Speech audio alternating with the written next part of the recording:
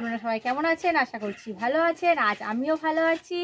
আজ আমরা এই পদে আছো, প্রচণ্ড গরম, প্রচণ্ড রোদ, তাই এই রোদে আমরা ডিম ভাজবো। চলো দেখা যাক এই রোদে ডিম ভাজা যায় কিনা।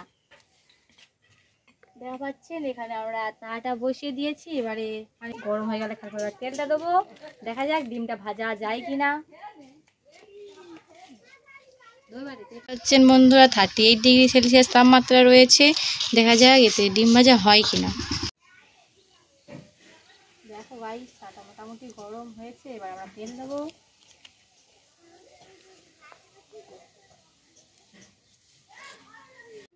দেখুন বন্ধুরা তেলটা অনেকটাই গরম হয়ে এসেছে। আর একটু গরম হোক, খানিক্ষণ বাদে ডিমটা দেবো। এবারে বন্ধুরা তেলটা অনেকক্ষণ দিয়েছি, এবারে ডিমটা দেবো। দেখা যাক ভাজা হয় কিনা।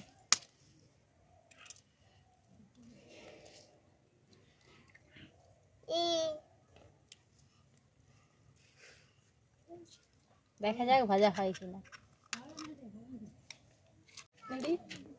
এবার ডিমটা দিয়ে দিচ্ছি।